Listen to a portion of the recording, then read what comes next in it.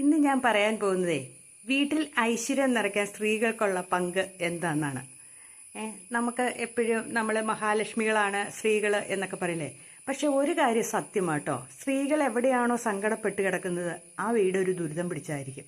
അത് ഉറപ്പായ കാര്യം. എവിടെയാണോ സ്ത്രീകളെ നന്നായിട്ട് സ്നേഹിക്കുന്ന വീട്, അത് അമ്മയാട്ടെ, ഭാര്യയാട്ടെ, സഹോദരിയാട്ടെ, ആരാട്ടെ, മക്കളെ, പെൺകുട്ടികളാകട്ടെ, അവരെ നല്ല സ്നേഹത്തോടെ ആണുങ്ങൾ നോക്കുന്ന വീടുണ്ടല്ലോ, അതൊരു ഐശ്വര്യമുള്ളൊരു വീടായിരിക്കും. ആ വീട്ടിലൊരു പ്രത്യേക സന്തോഷമായിരിക്കും.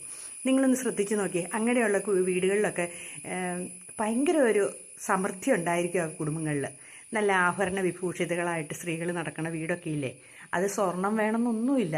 നമുക്ക് എന്തെങ്കിലുമൊക്കെ ഈ മറ്റേ റോൾഡ് ഗോൾഡ് ഈ ഇങ്ങനെയുള്ള ആഭരണങ്ങളൊക്കെ ഇല്ലേ, അതാണേലും മതി. ഇപ്പോൾ ഉള്ള അങ്ങനത്തെ ആഭരണങ്ങളൊക്കെ കണ്ട സ്വർണം തോറ്റു പോകും അല്ലേ. അത് കൂട്ട ആഭരണങ്ങൾ ഡയമണ്ട് പോലെ ഇരിക്കണതൊക്കെ ഉണ്ട്. കല്യാണത്തിനൊക്കെ ഇപ്പോൾ പെൺകുട്ടികൾ അത് കൂട്ടൊക്കെ ഇടുന്നവരുണ്ട് കേട്ടോ. വെള്ളിയിൽ തീർത്തതും ഒക്കെയുണ്ട്. അപ്പം അങ്ങനെയൊക്കെയുള്ള എന്താണേലും ആഭരണങ്ങളൊക്കെ മേടിച്ച് നല്ല ഡ്രസ്സൊക്കെ ഇട്ട് നടക്കുന്ന കാണാൻ തന്നെയുണ്ടല്ലോ, പാറിപ്പറന്ന് നടക്കണ കാണാൻ ഒരു രസമാണ്. അങ്ങനെയുള്ള വീടുകളിൽ ഒരു പ്രത്യേക ഐശ്വര്യമായിരിക്കും അവരിങ്ങനെ നടക്കണതാണ്. ചില വീട്ടിലൊക്കെ ചെന്ന് കഴിഞ്ഞാൽ ആ വീടിൻ്റെ ഐശ്വര്യം കാണണമെങ്കിൽ അവിടുത്തെ അമ്മമാരിരിക്കണ കണ്ടാൽ മതി. നിങ്ങളൊന്ന് ചിന്തിച്ച് നോക്കിയാൽ ശരിയാണോ എന്ന്. നമ്മൾ ചില വീട്ടിലേക്കൊക്കെ കയറി ചെല്ലുമ്പം അവിടുത്തെ അമ്മമാരും മുത്തശ്ശിമാരൊക്കെ ഇങ്ങനെ ഇരിക്കണം, നല്ല വെള്ളം മുണ്ടുമൊക്കെ എടുത്ത് നല്ല ബ്ലൗസൊക്കെ ഇട്ടൊരു നേരിയതൊക്കെ തോളത്തിട്ട് ഒക്കെ ഇരിക്കുന്ന കണ്ടാൽ തന്നെ, തലമുടിയൊക്കെ കെട്ടിവെച്ച് നല്ല ആഭരണങ്ങളൊക്കെ ഇട്ട് കയ്യിലൊക്കെ വളയൊക്കെ ഇട്ട് ഒന്ന് ചിന്തിച്ച് നോക്കിക്കേ. കഴുത്തിലൊരു മാലയൊക്കെ ഇട്ട് ഒക്കെ, അത് ഏത് മതസ്ഥരുടെ ആണെങ്കിലും ഇരിക്കണ കണ്ടാൽ തന്നെ ഒരു ഭയങ്കര ഒരു സന്തോഷം നമുക്ക് കാണുമ്പോൾ. അവിടെ അറിയാം ആ വീടിൻ്റെ ഐശ്വര്യം എന്താണെന്ന്. ശരിയല്ലേ? ആ വീട്ടിലേക്ക് കയറി ചെല്ലുമ്പോൾ നമുക്ക് മനസ്സിലാകും ഇവിടെ എല്ലാവരും കൂടെ നല്ല സന്തോഷത്തോടെ മക്കളും കൊച്ചുമക്കളും ഒക്കെ ആയിട്ട് സന്തോഷത്തോടെ കഴിയുന്ന വീടാണ് എന്ന് നമുക്ക് മനസ്സിലാക്കാൻ പറ്റും. ആ അമ്മമ്മ നല്ല സന്തോഷവതിയായിരിക്കും ചെയ്യും, ചിരിച്ചു വർത്താനം പറയാൻ ചെല്ലുന്നവരോടും ഒക്കെ നല്ല വർത്താനങ്ങളൊക്കെ പറഞ്ഞ് ഇല്ലേ, തമാശയൊക്കെ പറഞ്ഞ് ചിരിച്ചേ ഇരിക്കുകയുള്ളൂ. അത് തന്നെയല്ല അവിടുത്തെ കാര്യസ്ഥയായിരിക്കും അമ്മ. ഈ എന്നൊക്കെ ആ വീട്ടിലെ കാര്യങ്ങൾ പണിക്കാരുണ്ടെങ്കിൽ അവരോട് പറയണതും മക്കളോട് വിളിച്ച് എടാ അല്ലെങ്കിൽ മോളെ ചായയും എടുത്തോ അല്ലെങ്കിൽ അതിങ്ങെടുത്തോ ഇതിങ്ങെടുത്തോ എന്നൊക്കെ പറയുന്നത് കേൾക്കുമ്പോൾ തന്നെ അപ്പം നമ്മൾ അങ്ങനെ നമ്മളെ പെണ്ണുങ്ങളെ സ്നേഹിക്കുന്നിടത്ത് ഒരു പ്രത്യേക ഐശ്വര്യമാണ്.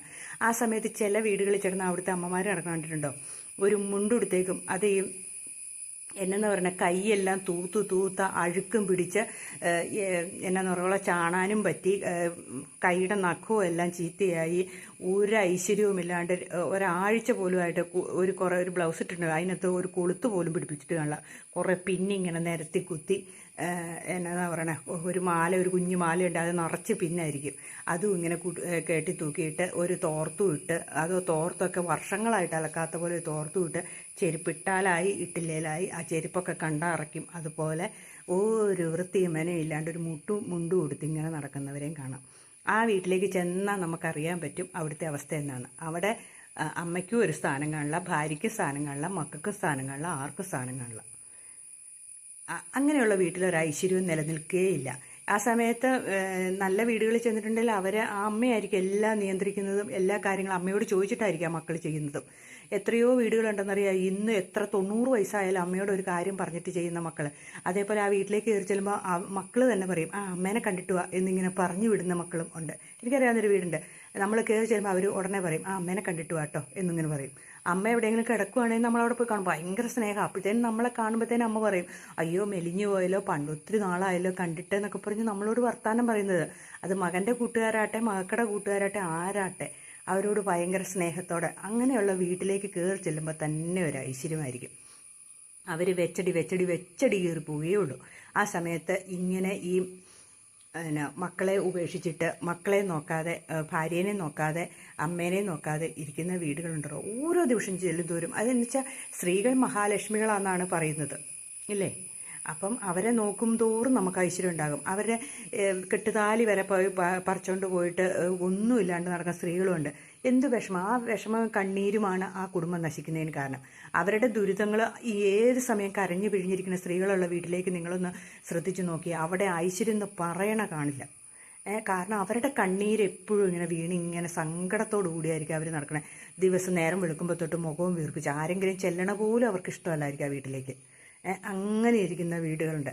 ആ സമയത്ത് ചിലരുടെ വീട്ടിലേക്ക് ചെല്ലുമ്പോഴത്തേനും അവർ പറഞ്ഞു വാ പുറത്തേക്ക് പോകാം, അവിടെ വേണ്ട, അവിടെ ഫുഡൊന്നും ഇല്ലെങ്കിലും വേണ്ടില്ല, അവർ പുറത്തൊക്കെ വിളിച്ചുകൊണ്ട് പോയി നമ്മളെ ഭയങ്കരമായിട്ട് അവർ പൈസ മുടക്കണമെന്നില്ല, കൂടെ പോണവർ മുടക്കിക്കോളും. എങ്കിലും സന്തോഷത്തോടെ എന്തോ ഒരു പാർക്കിലും ആ ചുറ്റുവട്ടത്തുമൊക്കെ പോകാനും സന്തോഷവും ഒക്കെയുള്ള ചില വീടുകളിൽ ചെന്നിട്ടുണ്ട്. സ്ത്രീകളുണ്ടല്ലോ, സ്ത്രീകളിങ്ങനെ ഇപ്പം ആരെങ്കിലുമൊക്കെ വീട്ടിൽ വന്നാൽ അവരുടെ കൂടെ സ്വന്തക്കാരുടെയൊക്കെ കൂടെ ഇറങ്ങിപ്പോകാൻ തുടങ്ങുമ്പോൾ ചില ഭർത്താക്കന്മാർ പറയണേം കേട്ടിട്ടുണ്ട്, എടി നീ അങ്ങോട്ട് പോകാനാ, നീ പിന്നെ പോകാം എന്നും പറഞ്ഞ് ആ പെണ്ണിനെ അങ്ങ് തടഞ്ഞു നിർത്തും.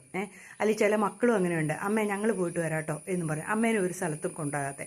ആ സമയത്ത് നേരെ ചില മക്കളുണ്ട്, അമ്മയും പോരുന്നുണ്ടോ, അച്ഛൻ പോരുന്നുണ്ടോ എന്നിങ്ങനെ ചോദിക്കുന്ന മക്കളുമുണ്ട്.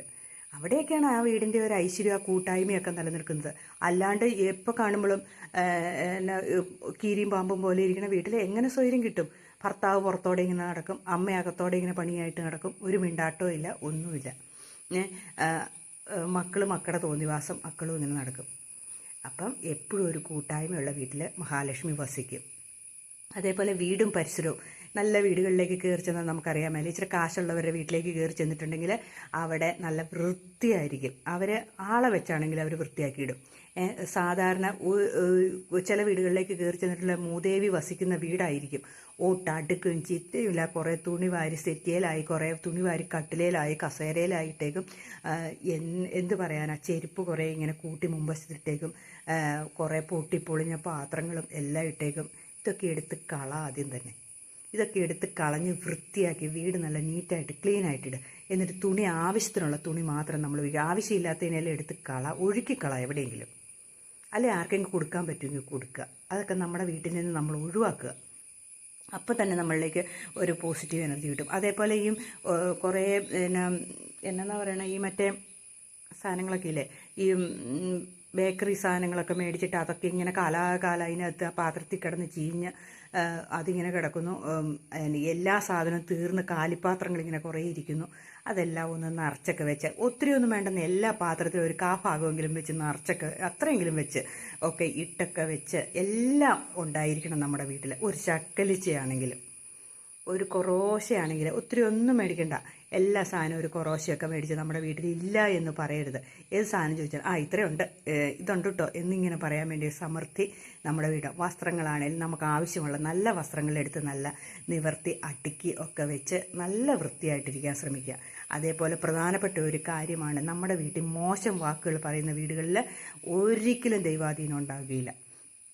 ചില വീട്ടിൽ ചുമ്മാ തെറിവാക്കൊക്കെ പറയുന്ന മനുഷ്യരുണ്ട്. വലിയ കേമാന്ന ഒരു സമയത്തുള്ള മനുഷ്യരെ വലിയ കേമ, അത് ഇടത്തരക്കാരേ ഉള്ളൂ.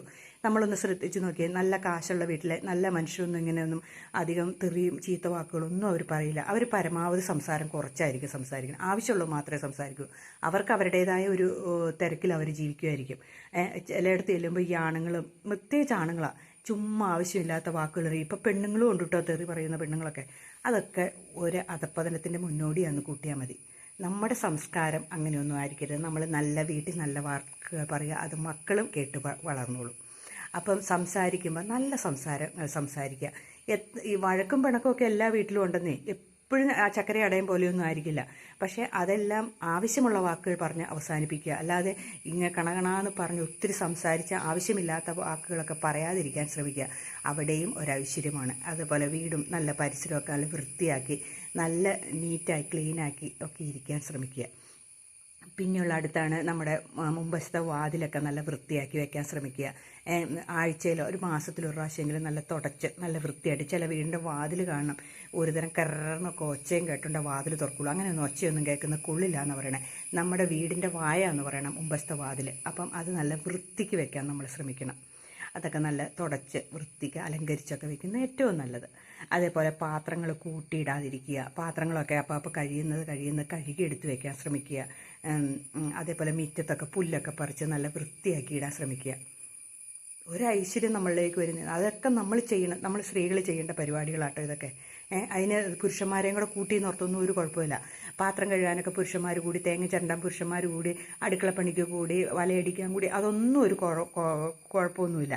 എല്ലാ കാര്യങ്ങളും എല്ലാവരും കൂടി ചെയ്ത് ആ ഭാര്യയും ഭർത്താവും കൂടെ സ്നേഹത്തോടെ ഇരിക്കുന്ന വീടുണ്ടല്ലോ, ഒരു ഭയങ്കര പോസിറ്റീവ് എനർജി ആയിരിക്കും ആ വീട്ടിൽ. അവിടെ മക്കളും നന്നായി വരും, എല്ലാം നന്നായി വരും. എല്ലാത്തിനും ഒരു പ്രത്യേക പോസിറ്റീവ് എനർജി ഉണ്ടാകും. നിങ്ങളൊന്ന് ശ്രദ്ധിച്ച് നോക്കിക്കേ. പണമൊക്കെ കൈകാര്യം ചെയ്യുമ്പോൾ പണമൊക്കെ ഇച്ചിരി സമ്പാദിച്ച് വെക്കാനും ഒരു അത്യാവശ്യത്തിന് എങ്ങനെ പോലെ ഒരു 5000 രൂപയെങ്കിലും നമ്മുടെ പെട്ടെന്ന് എടുക്കാൻ പാട്ടിനൊക്കെ നമ്മുടെ കയ്യിൽ എപ്പോഴും ഉണ്ടായിരിക്കണം. അതുമൊക്കെ എങ്ങനെയെങ്കിലുമൊക്കെ അവിടുന്ന് ഇവിടുന്നൊക്കെ സംഘടിപ്പിച്ച് കിട്ടുന്ന പൈസയിലൊക്കെ സൂക്ഷിച്ചുമൊക്കെ വെച്ച് എല്ലാ കാര്യങ്ങളും നടത്തുന്ന വീട്ടിനുണ്ടല്ലോ ഒരു പ്രത്യേക ഐശ്വര്യമായിരിക്കും. അതേപോലെ സ്ത്രീകൾ എപ്പോഴും ചിരിച്ച് സന്തോഷവതികളായിട്ടിരിക്കാനും കുളിച്ച് വൃത്തിയായി അല്ലാണ്ട് ആഴ്ചയിൽ മാസത്തിലൊക്കെ കുളിക്കുന്ന പെണ്ണുങ്ങളുണ്ട് കേട്ടോ, തലമുടിയൊന്നും നനയ്ക്കില്ലാത്ത. അതൊക്കെ ഓരോരുത്തരുടെ ഇഷ്ടം. പക്ഷേ എന്നാലും നമ്മുടെ ശരീരമെങ്കിലും വൃത്തിയാക്കി കൊണ്ട് നടക്കാൻ ശ്രമിക്കുക. നല്ല വൃത്തിക്ക് നല്ല ഡ്രസ്സൊക്കെ ഇട്ട് നല്ല മണമൊക്കെ ആയിട്ട് നല്ല പെർഫ്യൂമൊക്കെ അടിച്ച് നല്ല ഇപ്പം ലിപ്സ്റ്റിക്ക് അങ്ങനെയൊന്നും ചെയ്യാൻ ഇഷ്ടമില്ല, കണ്ണൊന്നും അതൊന്നും വേണമെന്നില്ലാന്നേ. നമ്മുടെ ശരീരം നമുക്ക് വൃത്തിക്ക് വേണം. നല്ല ഡ്രസ്സ് ഇടാമല്ലോ, വലിയ വില കൂടി ഒരു നൈറ്റി ഇടുവാണെങ്കിൽ പോലും അത് നല്ല വൃത്തിക്കിടാൻ ശ്രമിക്കുക. അത് നല്ല അതേൽ കയ്യും തൂത്ത് കാലും തൂത്ത് അഴുക്കാക്കി കൊണ്ട് നടക്കാണ്ടിരിക്കുക. ആരെങ്കിലും വരുമ്പോഴത്തേനും നമ്മൾ ഈ വെപ്രാളം പിടിക്കണമെന്നറിയാം, നമ്മുടെ വീടിനകവും നമ്മൾ മെനയില്ലാണ്ടായിരിക്കും ഇരിക്കണം. അതുകൊണ്ടാണ് നമ്മൾ ആരെങ്കിലും പെട്ടെന്ന് കയറി വന്ന് ഇങ്ങനെ ചമ്മി നിൽക്കുന്നത്. ആ അവസ്ഥ ഉണ്ടാകാണ്ടിരിക്കാൻ നമ്മൾ നന്നായിട്ടിരിക്കാൻ ശ്രമിക്കുക. നല്ല ഡ്രസ്സൊക്കെ ഇട്ട് നല്ല സന്തോഷവതികളായിട്ടിരിക്കുക. അപ്പോൾ എല്ലാവർക്കും ഇതൊക്കെയാണ് നമ്മുടെ വീട്ടിലേക്ക് ഒരു പോസിറ്റീവ് എനർജി സ്ത്രീകൾക്ക്. അതേപോലെ രാവിലെ ഇച്ചിരി നേരത്തെ എഴുന്നേൽക്കുക, പിന്നെ അടുക്കളയിലൊക്കെ കയറുമ്പോൾ വിളക്കൊക്കെ വെച്ച് ഒന്ന് പ്രാർത്ഥിച്ചിട്ടൊക്കെ കയറുക. അപ്പം അതൊരു പോസിറ്റീവ് എനർജിയാണ്. അടുക്കളയിലൊക്കെ കയറി ചെന്ന് കഴിയുമ്പോൾ അന്നപൂർണേശ്വരീനെയൊക്കെ മനസ്സിൽ വിചാരിച്ച് നമുക്ക് അന്നന്ന് ഭക്ഷണം തന്നെ ഏത് മതവിഭാഗക്കാരാണെങ്കിലും അവരുടെ ദൈവത്തെയൊക്കെ മനസ്സിൽ വിചാരിച്ച് ഭക്ഷണങ്ങളൊക്കെ ഉണ്ടാകുക. ആ ഭക്ഷണം കഴിക്കുന്നവർക്ക് തന്നെ ഒരു പോസിറ്റീവ് എനർജി ആയിരിക്കും. ആ ഭക്ഷണം കഴിച്ചാൽ തന്നെ നമുക്ക് നല്ലതുമായിരിക്കും. അപ്പം ഈ ഭക്ഷണം കഴിക്കുന്ന ഓരോരുത്തരും സ്നേഹത്തോടെ സന്തോഷത്തോടെയൊക്കെ കഴിയണം എന്നൊക്കെ മനസ്സിൽ വിചാരിച്ചുണ്ടാക്കി നോക്കിയേ, നമ്മുടെ വീട് അടിപൊളിയായി മാറുന്നേ. നമ്മൾ ഉണ്ടാക്കുന്ന ഒരു പച്ചവെള്ളം കൊടുക്കുമ്പോൾ പോലും ഇത് ദീർഘായുസ്സും ആരോഗ്യവും സന്തോഷവും സമാധാനവും ഒക്കെയാണെന്ന് വിചാരിച്ചിട്ട് മറ്റുള്ളവർക്ക് വെള്ളം കൊടുക്കാവുള്ളൂ. നമ്മൾ പോലും വെള്ളം കുടിക്കണം, നമുക്ക് ആരോഗ്യം. അങ്ങനെ നമ്മൾ ഓരോ ഭക്ഷണങ്ങളും നന്ദി പറയുക, ദൈവത്തിന് നന്ദി പറയുക. നമ്മൾ ആരെങ്കിലും മനസ്സിനെയൊക്കെ വേദനിപ്പിച്ചിട്ടുണ്ടെങ്കിൽ അവരോടൊക്കെ ക്ഷമിക്കാൻ പറയുക. ഇതൊക്കെ ചെയ്തു കഴിയുമ്പോഴത്തേനും നമ്മുടെ വീട് മാറും, ഉറപ്പാണ്. അത് നിങ്ങളൊന്ന് പരീക്ഷിച്ച് നോക്കിയാൽ നമ്മളെല്ലാവരോടും നമ്മൾ പേരെടുത്തെടുത്ത് പറഞ്ഞ് നമ്മൾ സ്വയം ഇരിക്കുന്ന സമയത്ത് നമ്മളെല്ലാവരോടും ക്ഷമയൊക്കെ പറഞ്ഞ് ഓക്കെ ഒന്ന് ജീവിച്ച് നോക്കിക്കേ, നമ്മുടെ ജീവിതത്തിൽ ഭയങ്കര പോസിറ്റീവ് എനർജി ഉണ്ടാവും കേട്ടോ. അപ്പം ഇത് സ്ത്രീകൾക്ക് ചെയ്യാവുന്നേ ഉള്ളൂ. നമ്മുടെ വീടിനെ സ്വർഗ്ഗമാക്കാൻ നമുക്ക് തന്നെ കഴിയുള്ളൂ. നമ്മുടെ വീടിനെ സ്വർഗ്ഗമാക്കുന്നത് നരകമാക്കുന്നതും ഒക്കെ നമ്മൾ തന്നെ, അല്ലാണ്ട് സ്വർഗം പോയി അങ്ങും ഇല്ല, നരകം അങ്ങ് പോയിട്ടൊന്നുമല്ല. ഇവിടെ തന്നെയാണ് സ്വർഗവും നരകവും. അത് ചിന്തിച്ചാൽ മാത്രം മതി. അപ്പോൾ എല്ലാവരും ഒന്ന് ശ്രമിച്ചു നോക്കട്ടോ. നമുക്ക് എല്ലാവർക്കും സന്തോഷത്തോടെ ഇരിക്കാൻ ശ്രമിക്കാം. നമ്മളെ ഈ യൂട്യൂബ് ചാനൽ കാണുന്ന എല്ലാവരും സന്തോഷവതികളും സന്തോഷവാന്മാരും ആയിരിക്കണം. അപ്പം എല്ലാവരും എന്നെ സബ്സ്ക്രൈബ് ചെയ്യണം, ലൈക്ക് ചെയ്യണം, കമൻറ്റ് ചെയ്യണം, ഷെയർ ചെയ്യണം. അപ്പോൾ ബൈ ബൈ.